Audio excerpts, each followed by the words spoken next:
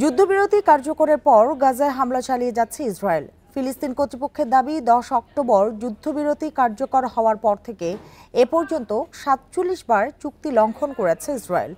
এতে 38 ফিলিস্তিনি নিহত হয়েছে, আহতের সংখ্যা অন্তত 150। আন্তর্জাতিক আহ্বান উপেক্ষা করে এখনও রাফা সীমান্ত না খোলার সিদ্ধান্তে অনড় তেল আবিব। বান্ডেল থাকলে প্রতি সেনমানিতে টাকা বাঁচবে। বিকাশ সেনমানি বান্ডেল কিনে জিতুন প্রতি লেনদেনে। যুক্তরাষ্ট্রের মধ্যস্থতায় 10 অক্টোবর গাজায় কার্যকর হয় বহুল কাঙ্ক্ষিত যুদ্ধবিরতি।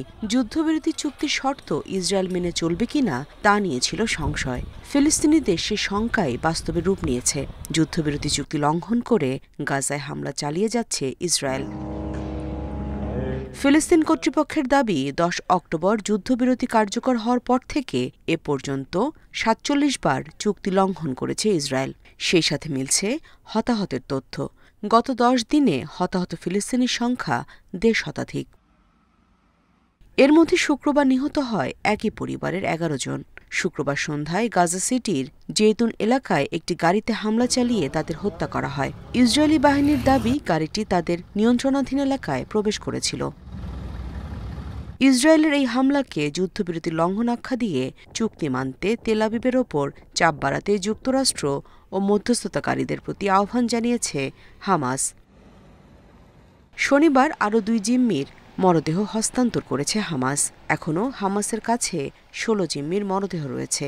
একই দিন 15 ফিলিস্তিনি বন্দীর মরদেহ হস্তান্তর করে ইসরায়েল। যুদ্ধবিরতি চুক্তির আওতায় এ নিয়ে 135 জনের মরদেহ হস্তান্তর করা হয়েছে। তাদের বেশিরভাগেরই দেহে মিলেছে নির্যাতনের চিহ্ন। এদিকে আন্তর্জাতিক আহ্বান উপেক্ষা করে এখনও রাফা সীমান্ত না খোলার সিদ্ধান্তে অনড় তেল আবিব।